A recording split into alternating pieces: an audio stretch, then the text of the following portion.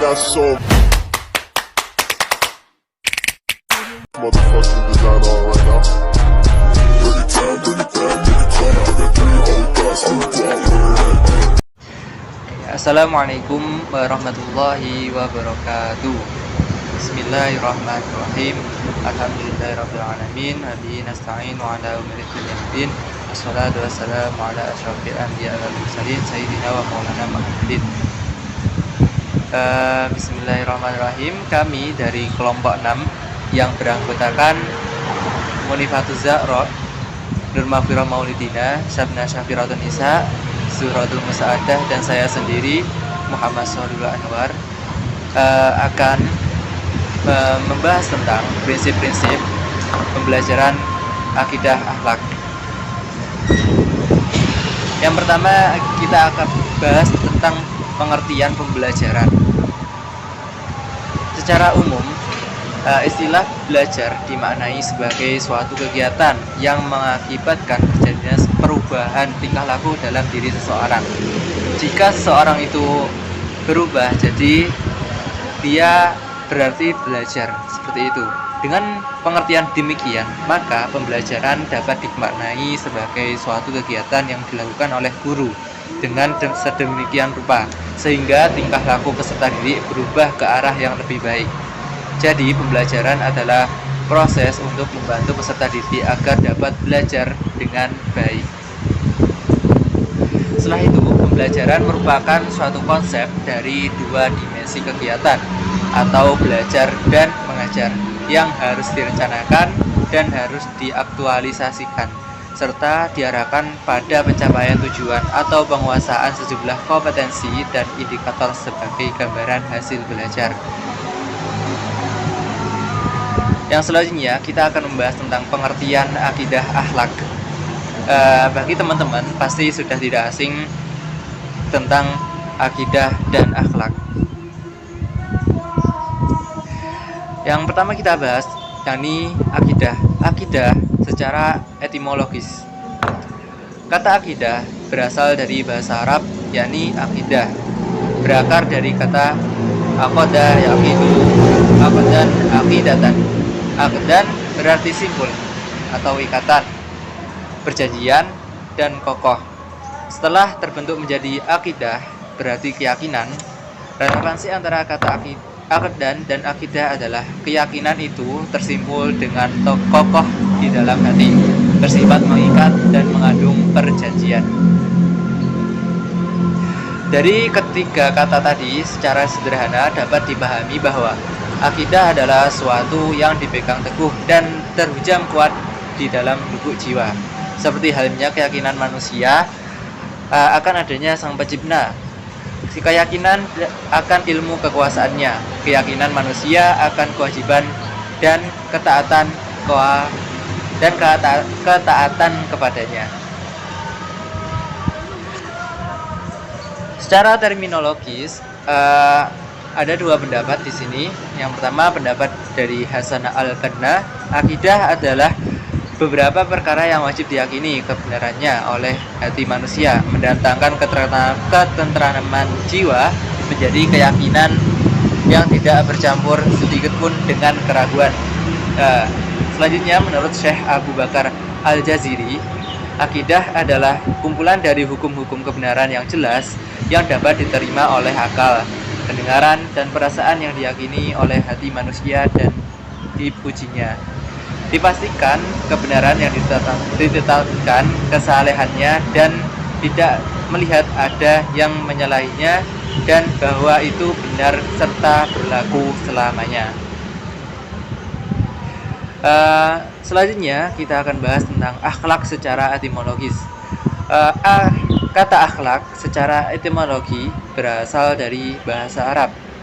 Bentuknya jamak dari kata khuluq atau al-khuluq, yang secara bahasa antara lain berarti bukti pekerti, perangai, tingkah laku, atau tabiat. Pada hakikatnya, khuluq atau budi pekerti adalah suatu kondisi atau sifat yang telah meresap dari jiwa dan menjadi kepribadian, sehingga dari situ timbullah berbagai macam perbuatan dengan cara spontan dan mudah tanpa dibuat-buat, tanpa melakukan suatu pemikiran. Definisi akhlak menurut Al-Ghazali adalah akhlak ialah sifat-sifat yang tertanam dalam jiwa yang menimbulkan segala perbuatan yang dengan gampang dan mudah tanpa pemikiran dan pertimbangan. Itu dari saya, akan dilanjutkan oleh teman saya. Materi selanjutnya ialah tentang hakikat dari akhlak. Menurut Imam Al-Ghazali ada dua, yakni yang pertama ialah perbuatan tersebut adalah perbuatan yang konstan dilakukan secara berulang-ulang dengan perbuatan bentuk yang sama yang menjadi sebuah kebiasaan. Jadi perbuatan tersebut adalah perbuatan yang tidak hanya dilakukan 1, 2, ataupun 3 kali, tetapi sering dilakukan dan dalam bentuk yang sama sehingga menjadi sebuah kebiasaan dalam diri manusia. Kemudian yang kedua ialah perbuatan konstan itu adalah perbuatan yang tumbuh dengan mudah sebagai wujud refleksi dari jiwanya tanpa adanya pemikiran ataupun pertimbangan terlebih dahulu dalam melakukannya, karena paksaan ataupun campur tangan dari orang lain. Kemudian ciri-ciri dari akhlak sendiri yang pertama ialah perbuatan tersebut telah tertanam kuat di dalam diri manusia tersebut sehingga menjadi sebuah kepribadian dalam dirinya. Kemudian yang kedua ialah perbuatan tersebut itu ada perbuatan yang dilakukan dengan tanpa adanya pemikiran ataupun pertimbangan terlebih dahulu dalam memulainya. Kemudian yang ketiga ialah perbuatan tersebut timbul dalam diri manusia ataupun mengerjakannya itu tanpa adanya paksaan, campur tangan, tekanan dari orang lain. Kemudian selanjutnya ialah perbuatan tersebut dilakukan sesungguhnya ataupun tidak main-main, bukanlah sandiwara, tetapi benar-benar dilakukan. Kemudian yang terakhir ialah perbuatan tersebut itu adalah perbuatan yang ikhlas, tulus dalam diri manusia. Jadi dilakukan dengan adanya niat, tanpa adanya rasa pamrih ataupun rasa ingin dipuji dan lain sebagainya. Selanjutnya ialah tentang prinsip-prinsip dari akhlak. Sebelum kita mengetahui apa saja prinsip-prinsip akidah akhlak, perlu diketahui bahwasanya prinsip dasar akidah akhlak adalah suatu keimanan ataupun keyakinan yang tersimpul dan terhujam kuat di dalam hati yang diperkuat dengan adanya dalil-dalil nakli dalam dalam meyakini ataupun mewujudkan rukun iman yang 6. Kemudian prinsip akhlak adalah pembentukan suatu sikap dan kepribadian manusia agar berakhlak mulia dan mengeliminasi adanya akhlak-akhlak tercela di dalam dirinya sebagai wujud berakhlak kepada Allah Subhanahu wa taala, kepada sang manusia, kepada dirinya sendiri, kepada alam maupun lain sebagainya. Kemudian adanya prinsip-prinsip dari tindakan Rasulullah SAW yang ditanamkan kepada anaknya, yakni prinsip yang pertama ialah motivasi. Jadi apapun ucapan Rasulullah SAW itu mengandung dorongan ataupun motivasi yang menjadi pendorong kuat di dalam kegiatan individu untuk melakukan sesuatu kegiatan untuk mencapai tujuan tertentu. Kemudian yang kedua ialah fokus, yakni beliau itu ucapannya itu ringkas dan langsung pada intinya, jadi tidak berbelit-belit dalam pembicaraannya sehingga mudah dipahami. Kemudian yang ketiga ialah pembicaraannya itu tidak terlalu cepat, jadi sehingga dapat memberikan waktu yang cukup untuk menelaah ataupun mencernanya sehingga anak-anaknya itu mudah untuk menguasainya. Kemudian selanjutnya ialah repetisi ialah pengulangan, jadi beliau melakukan pengulangan setiap kalimatnya, setiap perkataannya sebanyak 3 kali, kemudian supaya dapat diingat ataupun dapat dihafal dengan baik. Kemudian yang terakhir ialah teladan, jadi apapun ucapan perbuatannya beliau itu sesuai dengan niat yang tulus di dalam hatinya. Jadi setiap apapun yang dilakukan beliau itu dapat dipertanggungjawabkan dan sebagai teladan untuk anak-anaknya. Materi selanjutnya yakni prinsip dasar pembelajaran akidah akhlak. Dasar akidah akhlak adalah ajaran Islam itu sendiri yang merupakan sumber-sumber hukum dalam Islam, yaitu Al-Quran dan Hadis. Al-Quran dan hadis adalah pedoman hidup dalam Islam yang menjelaskan kriteria atau ukuran baik buruknya suatu perbuatan manusia. Prinsip-prinsip akhlak adalah pembentukan sikap dan kepribadian seseorang agar berakhlak mulia atau akhlak mahmudah dan mengeliminasi akhlak tercela atau akhlak mazmumah sebagai manifestasi akidahnya dalam perilaku hidup seseorang dalam berakhlak kepada Allah dan Rasul-Nya, kepada diri sendiri, kepada sesama manusia, dan kepada alam serta makhluk lain. Prinsip dasar akidah akhlak adalah keimanan atau keyakinan yang bersimpul dan terhujam kuat di dalam lubuk jiwa atau hati manusia yang diperkuat dengan dalil-dalil nakli dan wijdani atau perasaan halus dalam meyakini dan mewujudkan rukun iman yang 6, yaitu iman kepada Allah, malaikatnya, rasulnya, hari kiamat, dan iman kepada takdir. Prinsip-prinsip pembelajaran yang perlu diperhatikan oleh guru pada saat proses belajar berlangsung antara lain: 1. Prinsip siswa aktif. Aktif yang dimaksud bahwa dalam proses pembelajaran akidah akhlak, guru harus menciptakan suasana sedemikian rupa sehingga siswa aktif bertanya, mempertanyakan, dan mengemukakan gagasan. Bambang Warsito menyatakan bahwa penerapan prinsip partisipasi aktif dalam rancangan bahan ajar dan aktivitas dari guru di dalam proses pembelajaran adalah dengan cara: yang pertama, memberi kesempatan peluang seluas-luasnya kepada siswa untuk berkreativitas dalam proses belajarnya. Yang kedua, memberi kesempatan melakukan pengamatan, penyelidikan, atau inquiry dan eksperimen. Yang ketiga, memberi tugas individual atau kelompok melalui kontrol guru, memberikan ujian verbal dan non-verbal terhadap siswa yang memberikan respon terhadap pertanyaan-pertanyaan yang diajukan. Yang keempat, menggunakan multimetode dan multimedia di dalam pembelajaran. Prinsip-prinsip motivasi. Berkenaan dengan motivasi ini ada beberapa prinsip yang perlu diperhatikan, yaitu: yang pertama, individu bukan hanya didorong oleh kebutuhan untuk memenuhi kebutuhan biologi, sosial, dan emosional, tetapi di samping itu, ia dapat diberi dorongan untuk mencapai sesuatu yang lebih dari yang dimiliki saat ini. Pengetahuan tentang kemajuan yang dicapai dalam memenuhi tujuan mendorong terjadinya peningkatan usaha. Pengalaman tentang kegagalan yang tidak merusak citra diri siswa dapat memperkuat kemampuan memelihara kesungguhannya dalam belajar. Yang ketiga, dorongan yang mengatur perilaku tidak selalu jelas bagi para siswa. Dan yang terakhir, motivasi dipengaruhi oleh unsur-unsur kepribadian seperti rasa rendah diri atau keyakinan diri. Seorang anak yang termasuk pandai atau kurang juga bisa menghadapi masalah. Selanjutnya yaitu prinsip kesiapan atau readiness. Proses belajar akidah akhlak dipengaruhi kesiapan murid. Yang dimaksud dengan kesiapan atau readiness ialah kondisi individu yang memungkinkan ia dapat belajar. Berkenaan dengan hal itu, terdapat berbagai macam taraf kesiapan belajar untuk suatu tugas khusus. Seseorang siswa yang belum siap untuk melaksanakan suatu tugas dalam belajar akan mengalami kesulitan atau malah putus asa. Yang termasuk kesiapan ini ialah kematangan dan pertumbuhan fisik, inteligensi, latar belakang pengalaman, hasil belajar yang baku, motivasi, persepsi, dan faktor-faktor lain yang memungkinkan seseorang dapat belajar. Berdasarkan dengan prinsip kesiapan ini dapat dikemukakan beberapa hal sebagai berikut. Yang pertama yaitu seorang individu akan dapat belajar dengan sebaik-baiknya bila tugas-tugas yang diberikan kepadanya.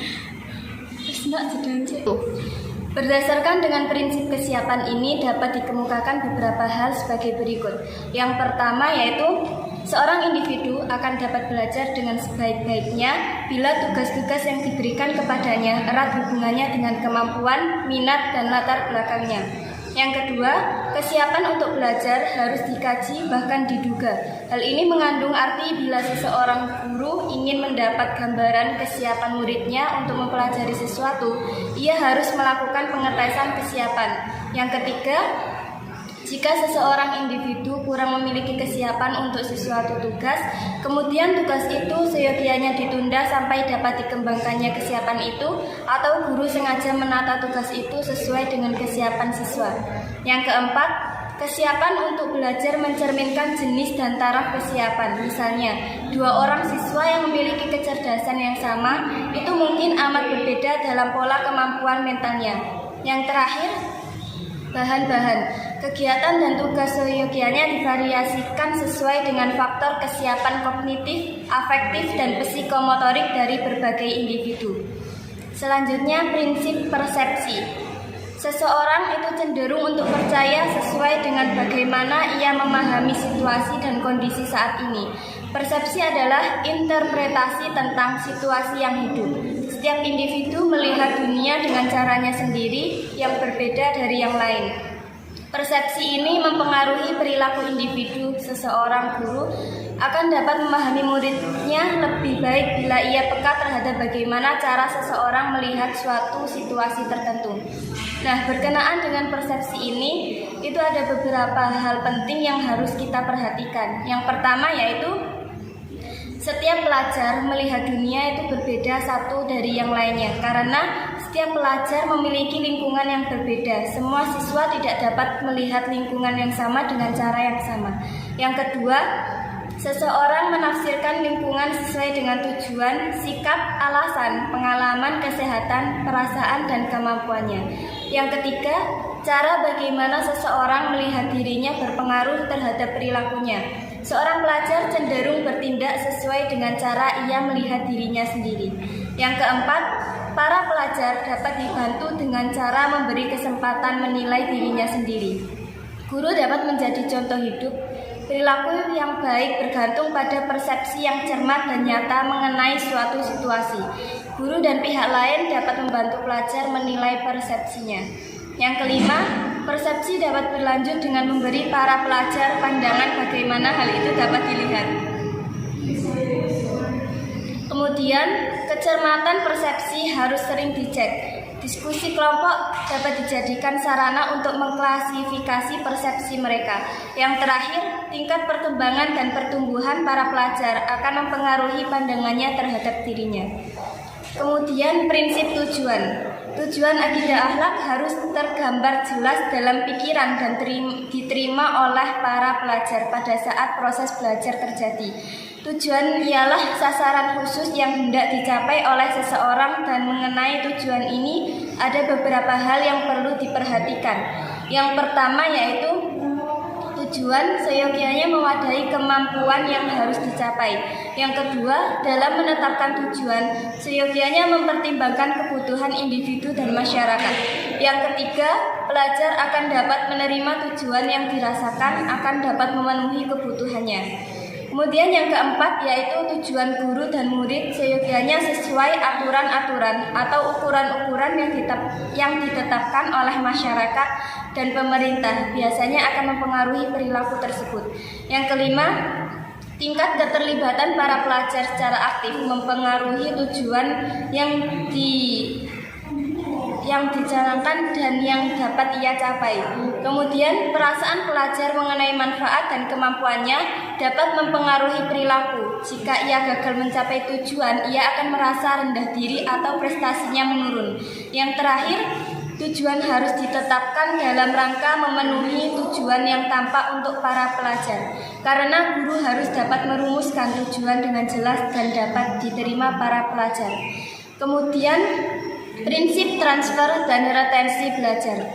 Akidah akhlak dianggap bermanfaat bila seseorang dapat menyimpan dan menerapkan hasil belajar dalam situasi baru. Apapun yang dipelajari dalam suatu situasi pada akhirnya akan digunakan dalam situasi yang lain. Proses tersebut dikenal dengan proses transfer. Kemampuan seseorang untuk menggunakan lagi hasil belajar disebut retensi. Nah, bahan-bahan yang dipelajari dan diserap dapat digunakan oleh para pelajar dalam situasi baru. Berkenaan dengan proses transfer dan retensi, ada beberapa prinsip yang harus kita ingat. Yang pertama yaitu tujuan belajar dan daya ingat dapat memperkuat retensi. Usaha yang aktif untuk mengingat atau menugaskan sesuatu latihan untuk dipelajari dapat meningkatkan retensi. Yang kedua, bahan yang bermakna bagi pelajar dapat diserap lebih baik. Yang ketiga, retensi seseorang dipengaruhi oleh kondisi fisik dan psikis di mana proses belajar itu terjadi. Karena itu latihan seyogianya dilakukan dalam sesama yang nyata. Yang keempat, latihan yang terbagi-bagi memungkinkan retensi yang baik. Suasana belajar yang dibagi ke dalam unit-unit kecil waktu dapat menghasilkan proses belajar dengan retensi yang lebih baik daripada proses belajar yang berkepanjangan. Waktu belajar dapat ditentukan oleh struktur-struktur logis dari materi dan kebutuhan para pelajar. Yang terakhir, penelaahan bahan-bahan yang faktual, keterampilan dan konsep dapat meningkatkan retensi dan nilai transfer. Sekian, terima kasih. Poin yang ketujuh yaitu prinsip belajar kognitif. Belajar kognitif melibatkan proses pengenalan dan penemuan.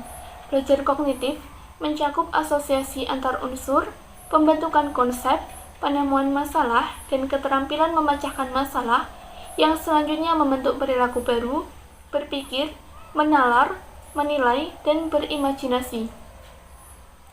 Beberapa hal yang perlu diperhatikan dalam belajar kognitif yaitu yang pertama, perhatian harus dipusatkan kepada aspek lingkungan yang relevan sebelum proses belajar kognitif terjadi. Yang kedua, hasil belajar kognitif akan bervariasi sesuai dengan taraf dan jenis perbedaan individual yang ada. Yang ketiga, bentuk-bentuk kesiapan pembendaharaan kata, kemampuan membaca, kecakapan, dan pengalaman berpengaruh terhadap proses belajar kognitif. Yang keempat, pengalaman belajar harus diorganisasikan ke dalam satuan-satuan atau unit yang sesuai. Yang kelima, perhatian terhadap proses mental yang lebih terhadap kognitif dan afektif akan lebih memungkinkan terjadinya proses pemecahan masalah, analisis, sintesis, dan penalaran. Poin yang ke-8 yaitu prinsip belajar afektif. Proses belajar afektif seseorang menentukan bagaimana ia menghubungkan dirinya dengan pengalaman baru. Belajar afektif mencakup nilai emosi, dorongan, minat, dan juga sikap. Sesungguhnya, proses belajar afektif meliputi dasar yang asli dan merupakan bentuk dari sikap, emosi, dorongan, minat, dan sikap individu. Berkenaan dengan hal tersebut, ada beberapa hal yang perlu diperhatikan dalam belajar afektif, yaitu yang pertama, hampir semua aspek kehidupan mengandung aspek afektif. Yang kedua, hal bagaimana para pelajar dapat menyesuaikan diri dan memberi reaksi terhadap situasi akan memberi dampak dan pengaruh terhadap proses belajar afektif. Yang ketiga, waktu. Nilai-nilai penting yang diperoleh pada masa kanak-kanak akan melekat sepanjang hayat. Nilai, sikap, dan perasaan yang tidak berubah akan tetap melekat pada keseluruhan proses perkembangan. Sikap dan nilai sering diperoleh melalui proses identifikasi diri dari orang lain atau bukan dari hasil belajar langsung. Yang kelima yaitu sikap lebih mudah dibentuk karena pengalaman yang menyenangkan. Yang keenam, nilai-nilai yang ada pada diri individu dipengaruhi oleh standar perilaku kelompok. Yang ketujuh, proses belajar di sekolah dan kesehatan mental memiliki hubungan yang erat. Yang kedelapan, pelajar yang memiliki kesehatan mental baik akan dapat lebih mudah untuk belajar daripada yang memiliki masalah. Yang kesembilan, belajar efektif dapat dikembangkan atau dirubah melalui interaksi guru dalam kelas. Yang kesembilan yaitu prinsip belajar psikomotor. Proses belajar psikomotor individu menentukan bagaimana ia mampu mengendalikan aktivitas ragawinya. Belajar psikomotor mengandung aspek mental dan fisik. Evaluasi mencakup kesadaran individu mengenai penampilan, motivasi belajar, dan kesiapan untuk belajar. Individu yang berinteraksi dengan yang lain pada dasarnya ia mengkaji pengalaman belajarnya. Hal ini pada gilirannya akan dapat meningkatkan kemampuannya untuk menilai pengalamannya. Berkenaan dengan evaluasi ini, ada beberapa hal yang perlu diperhatikan, di antaranya yang pertama, evaluasi memberi arti pada proses belajar dan memberi arah baru pada belajar. Yang kedua, bila tujuan dikaitkan dengan evaluasi, maka peran evaluasi begitu penting bagi pelajar. Yang ketiga, latihan penilaian guru dapat mempengaruhi bagaimana pelajar terlibat dalam evaluasi dan belajar. Yang keempat, evaluasi terhadap kemajuan pencapaian tujuan akan lebih mantap bila guru dan murid saling bertukar dan menerima pikiran, perasaan, dan juga pengamatan. Dalam dunia perguruan tinggi, di setiap proses pembelajaran, termasuk dalam pembelajaran akidah akhlak, kiranya ada beberapa prinsip dasar yang perlu dan penting untuk diperhatikan, yaitu sebagai berikut. Yang pertama, pembelajaran berpusat pada mahasiswa. Yang kedua, belajar dengan melakukan. Yang ketiga, mengembangkan kemampuan sosial. Yang keempat, mengembangkan keterampilan pemecahan masalah. Yang kelima, mengembangkan kreativitas. Dan yang keenam, yaitu mengembangkan kemampuan menggunakan ilmu dan teknologi. Poin yang pertama yaitu pembelajaran berpusat pada mahasiswa. Mahasiswa sebagai peserta didik dipandang sebagai makhluk Allah dengan fitrah yang dimiliki, sebagai makhluk individu dengan segala potensi yang dimiliki, dan sebagai makhluk sosial yang hidup dalam konteks realita yang majemuk. Kegiatan pembelajaran perlu menempatkan mahasiswa sebagai subjek belajar dan mendorong mahasiswa untuk mengembangkan segenap bakat dan potensinya secara optimal. Yang kedua yaitu belajar dengan melakukan. Kegiatan pembelajaran memberikan kesempatan pada mahasiswa untuk melakukan kegiatan nyata yang melibatkan dirinya, terutama untuk mencari dan menemukan sendiri suatu pengalaman. Yang ketiga yaitu mengembangkan kemampuan sosial. Kegiatan pembelajaran hendaknya tidak hanya mengoptimalkan kemampuan individual secara internal, melainkan juga mengasah kemampuan mahasiswa untuk membangun hubungan dengan pihak lain seperti antar mahasiswa, mahasiswa dengan dosen, dan mahasiswa dengan masyarakat yang luas. Yang keempat yaitu mengembangkan keterampilan pemecahan masalah.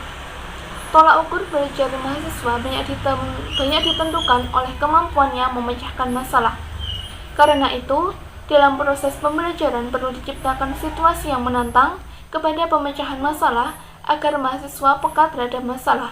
Kepekaan terhadap masalah dapat ditumbuhkan jika mahasiswa dihadapkan pada situasi yang memerlukan pemecahannya. Yang kelima yaitu mengembangkan kreativitas. Dalam kegiatan pembelajaran dikondisikan agar mahasiswa mempunyai kesempatan dan kebebasan dalam mengembangkan diri sesuai dengan kecenderungan masing-masing. Dosen hendaknya berupaya memberikan kesempatan kepada mahasiswa untuk mengemukakan pendapatnya secara lebih bebas dan bertanggung jawab. Yang keenam, mengembangkan kemampuan menggunakan ilmu dan teknologi. Hal ini bertujuan agar mahasiswa tidak gagap terhadap perkembangan ilmu dan teknologi. Hal ini dapat diciptakan dengan pemberian tugas yang mengharuskan mahasiswa berhubungan langsung dengan teknologi.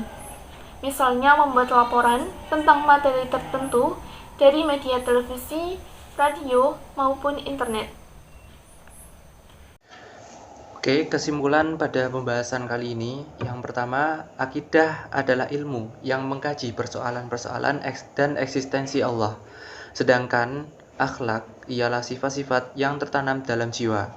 Jadi, pembelajaran akidah akhlak adalah upaya sadar dan terencana untuk mengenal, memahami, menghayati, dan mengimani Allah dengan merealisasikannya dalam perilaku akhlak mulia, kehidupan sehari-hari melalui kegiatan bimbingan, pengajaran, latihan, penggunaan pengalaman, dan pembiasaan.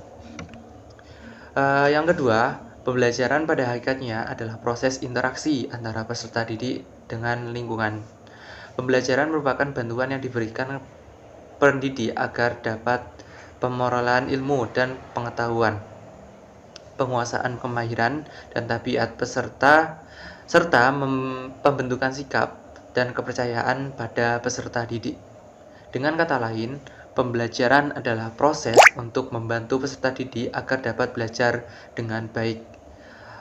Yang ketiga, pembelajaran PAI tidak sederhana dalam proses penyampaiannya, akan tetapi lebih kepada fungsi dan peran PAI dalam pembentukan akhlak karimah dan kepribadian seutuhnya. Oleh karena itu, pengembangan pembelajaran PAI memerlukan model-model pembelajaran yang sesuai dengan tuntutan isi dan hasil yang diharapkan.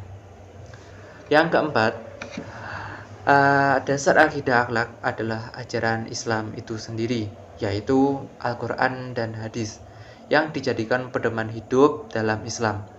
Prinsip-prinsip akhlak adalah pembentukan sikap dan kepribadian seseorang agar berakhlak mulia dan mengeliminasi akhlak tercela. Prinsip-prinsip pembelajaran pada saat proses belajar berlangsung antara lain prinsip siswa aktif, prinsip motivasi, prinsip kesiapan, prinsip persepsi, prinsip tujuan, prinsip transfer dan retensi belajar, prinsip belajar kognitif, prinsip belajar efektif, serta proses belajar psikomotor. Itu yang dapat kami sampaikan. Ada kurang dan salahnya mohon maaf. Dari kami, jika ada pertanyaan silahkan ditanyakan. Assalamualaikum warahmatullahi wabarakatuh.